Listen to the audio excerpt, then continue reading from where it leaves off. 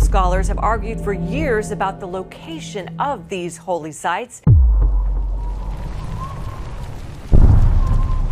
Now, one man says he might have found them. Archaeologists were never supposed to find anything new under Mount Sinai. The mountain had been scanned, mapped, and dismissed for decades. Then, during a quiet survey, the team uncovered something no one expected: a sealed vault, hidden deep inside the rock, and when they finally opened it, nothing inside matched the history we know.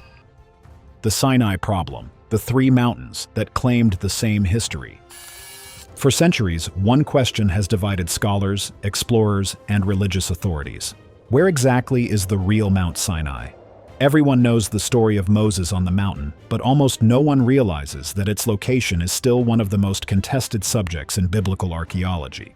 Three very different mountains across two countries have been presented as candidates. All three have supporters, all three have been defended with passion, and all three cannot be right.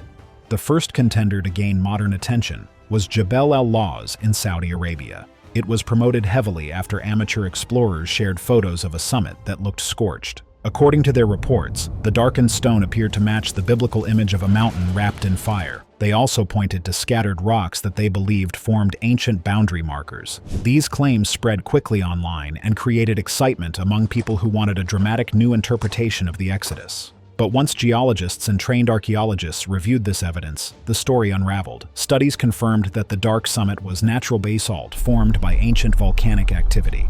The alleged boundary stones matched ordinary livestock enclosures found across Arabia. There were no inscriptions from the period of Moses, no settlement layers, and no artifacts linked to early Hebrew culture. Without physical proof, the Saudi mountain could not support the weight of its growing legend. Attention then shifted to a group of mountains deeper in the southern deserts.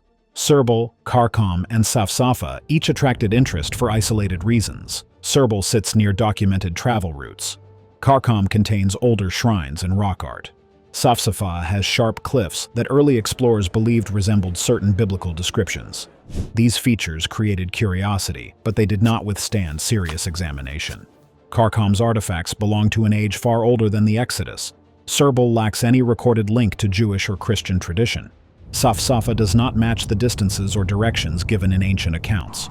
Without cultural continuity or historical testimony, this group of mountains cannot be considered convincing. The final location is Egypt's traditional Mount Sinai. Unlike the other candidates, this mountain has held its identity for more than 1,000 years. Jewish, Christian, and Islamic traditions all point to this exact region. St. Catherine's Monastery, one of the oldest Christian institutions on Earth, preserves documents and testimonies that consistently identify this mountain as Sinai. Early travelers recorded pilgrimage routes that lead directly here. While the other contenders rely on speculation, this location rests on continuous historical memory. After the weaker sites were removed from consideration, this mountain remained the only credible candidate for further investigation. With its identity finally supported by both tradition and archaeological reasoning, researchers turned their attention to the mountain's deeper past. The ancient record. Long before modern archaeology, early Christian pilgrims were already writing about this mountain. Their travel accounts from the 4th and 5th centuries describe long journeys across the desert just to stand at its base and pray. To these travelers, Sinai was not a metaphor or a location chosen out of tradition.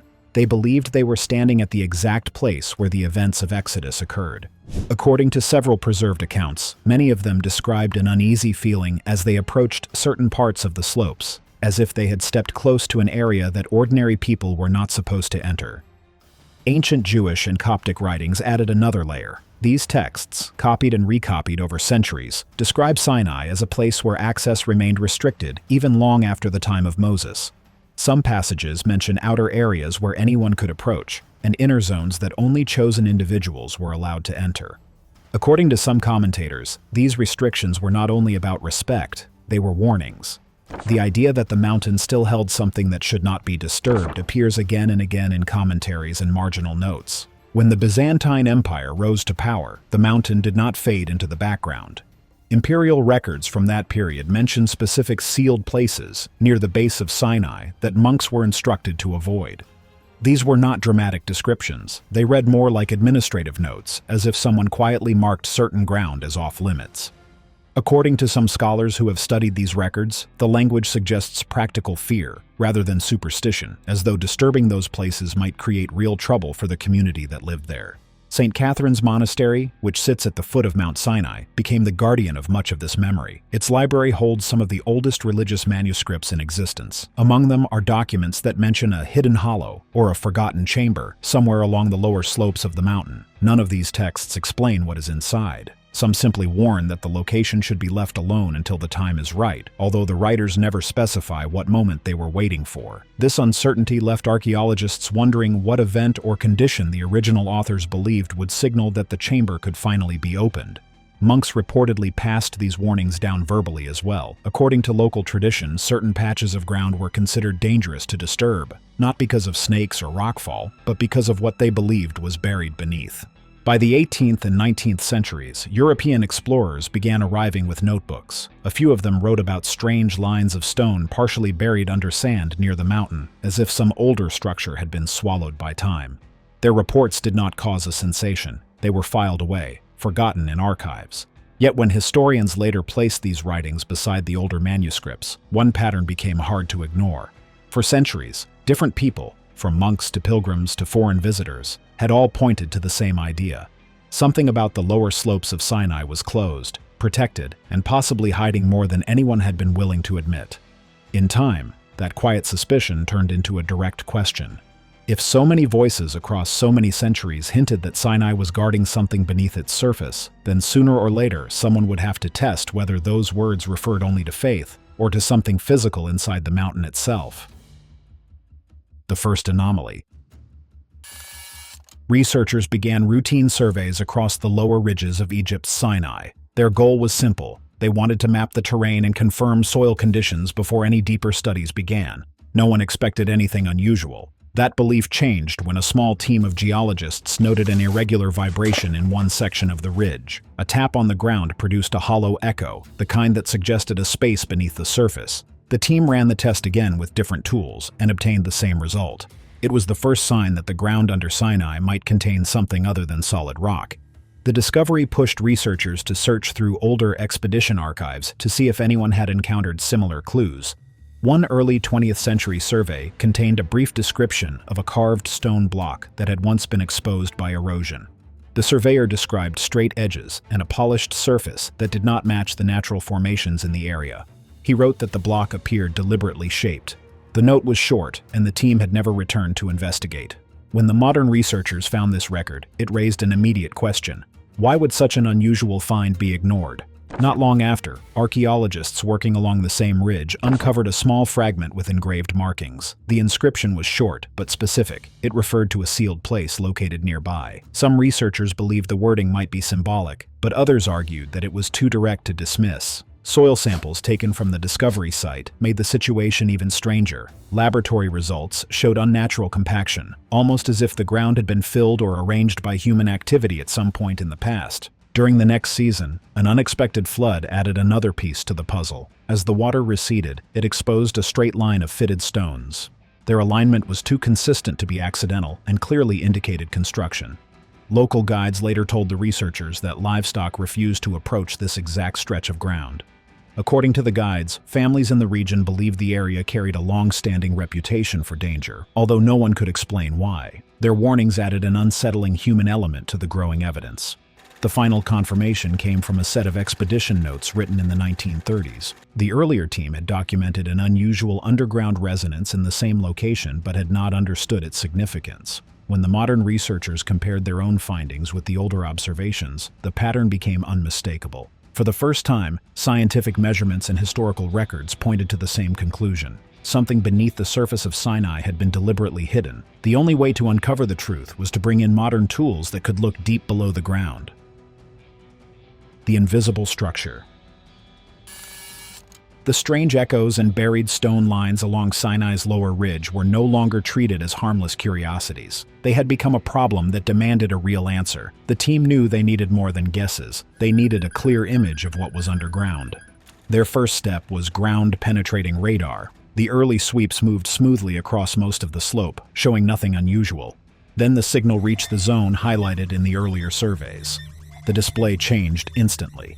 According to the technicians, the radar showed a sharp rectangular void beneath the surface. The shape had straight sides and clean corners.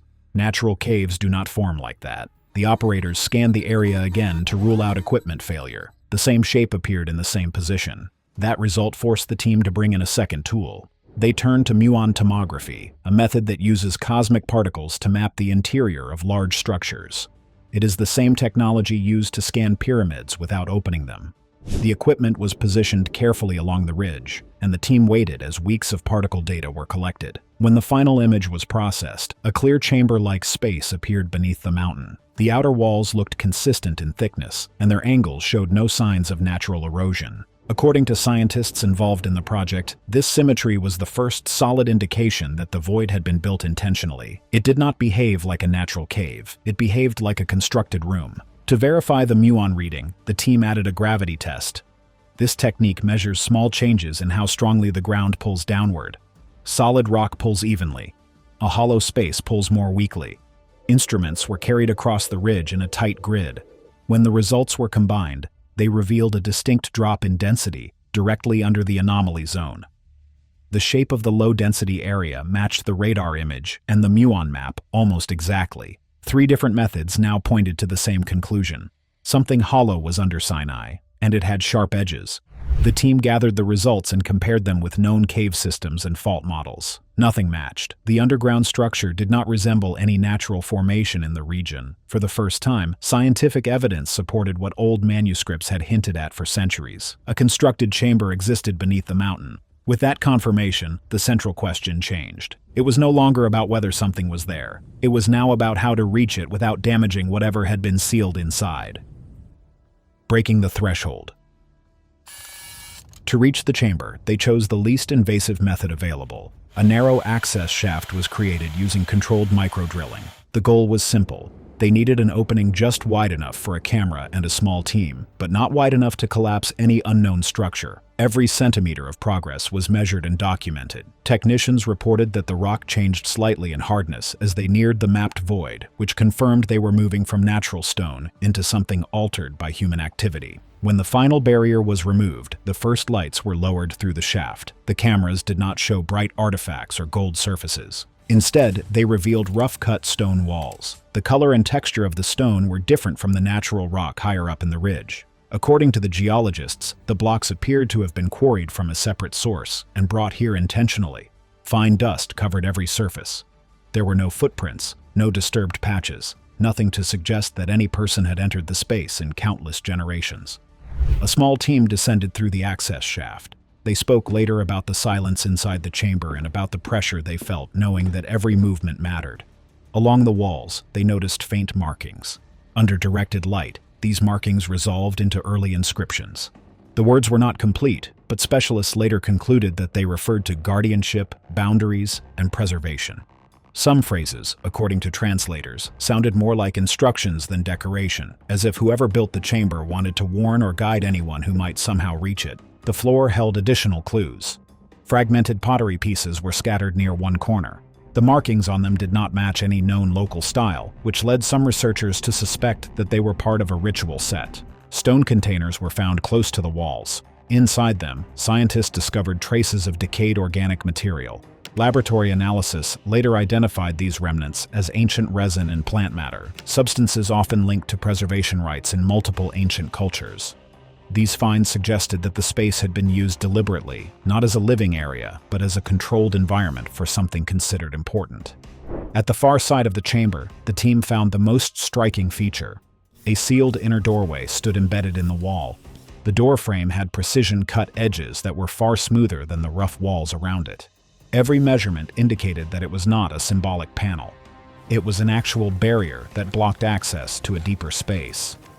According to several members of the team, this was the moment when their excitement mixed with genuine fear. Everything inside this first chamber pointed to a single conclusion. They were standing in an antechamber, a protective outer layer constructed to hide and defend whatever lay behind that sealed door. Once that realization settled in, the focus of the mission changed again. The goal was no longer to confirm that a structure existed. It was to decide whether that inner doorway should be opened, and to face the possibility that whatever waited beyond it could alter the story of Sinai in ways no one at the site felt fully ready to handle. The vault beneath Sinai. The decision to open the final barrier came after long debate. According to several team members, the last briefing felt heavy. Everyone understood that once the seal broke, whatever had been protected for centuries would be exposed. Still, after months of preparation, the operation began. Engineers cut along the outline of the stone doorway, while sensors confirmed a hollow space behind it. When the final support shifted, the slab moved inward, and a narrow darkness opened in front of them. Lights were pushed through. What the cameras revealed did not match anything the team expected. The room was not carved rock, but a vault with metallic walls. The surface reflected light evenly, as if engineered through a controlled process. Metallurgists who later reviewed the footage stated that the alloy did not match any known composition from the region or the time period. The plates were smooth, seamless, and joined with precision that did not resemble Bronze Age construction. Nothing about the vault looked primitive. Stone blocks framed the metal interior. These blocks were polished far beyond what early desert societies were capable of producing. There were no tool marks or signs of rough shaping. According to experts who studied the images, the craftsmanship did not align with any culture historically connected to Sinai. Someone had built the vault with methods that should not have been available in its presumed era. Inscriptions covered the metallic bands across the walls. The writing was structured and deliberate. Some characters resembled Proto-Sinaitic forms. Others echoed early Hebrew or Egyptian styles. Yet the system did not match any documented script. Specialists who examined high-resolution scans reported that the writing appeared to represent a transitional stage between languages that are normally treated as separate. Its structure suggested intentional blending, not random mixing. At the center of the vault stood a raised platform. Resting on it was a sealed vault container made from a composite material. Chemical analysis later showed small amounts of processed metal fused within the stone, along with mineral traces not native to the mountain. Metallurgists concluded that producing such a material would require controlled heat and knowledge far beyond what is attributed to ancient communities in the area. Inside the container was a large engraved slab, laid on top of smaller fragments. The slab carried carved sequences that resembled mathematical groupings. Analysts said the patterns did not match existing numbering systems and might represent a form of calculation older than any documented regional mathematics. Beneath it lay fragmented tablets with inscriptions older than confirmed Hebrew writing and sealed scroll fragments encased in hardened mineral shells. Once opened under controlled conditions, the scrolls revealed a script with no direct match in any known catalog. Around the platform, the team found carved tools and objects. Their shapes did not resemble known ritual items or technological artifacts from neighboring cultures. Their wear patterns showed use, yet their purpose remained unclear. Archaeologists agreed that the space did not resemble a tomb or ceremonial chamber. It operated more like a deliberate archive. The environment inside the vault was equally unusual. The air was dry and stable, with temperature readings that barely shifted. There was no mold, no bacteria, and no moisture damage.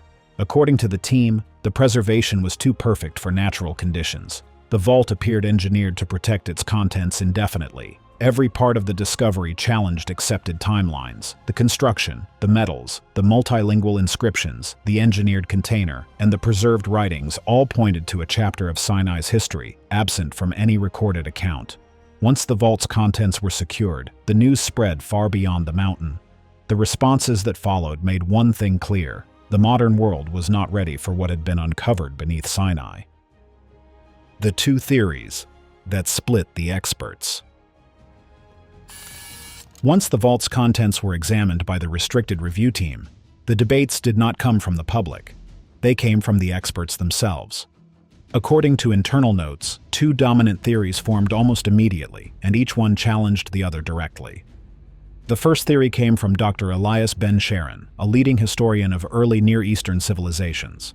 He argued that the vault represented a lost scholarly tradition from the late Bronze Age. According to him, the multilingual inscriptions and engineered preservation suggested an organized community that gathered knowledge from surrounding cultures. He proposed that the vault was a controlled archive created by a group of scribes who expected future generations to return to it. In his view, nothing in the vault required rewriting human history. It only filled a hidden gap. He compared it to finding a missing chapter in a book, rather than discovering a new book entirely. His approach was cautious and grounded, and he insisted that extraordinary claims should wait for more analysis.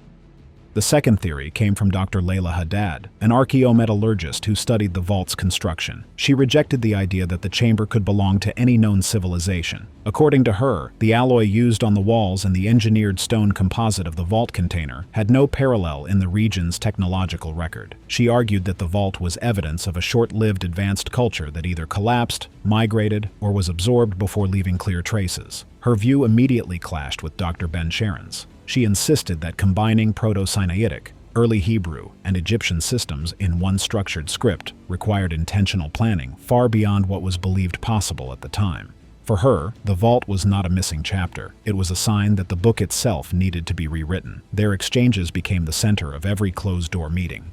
Each expert defended their position with new analyses, and neither side backed down. According to people present, these arguments sometimes halted progress entirely. Now the question is yours.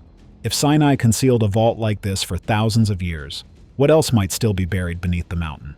Share your thoughts in the comments.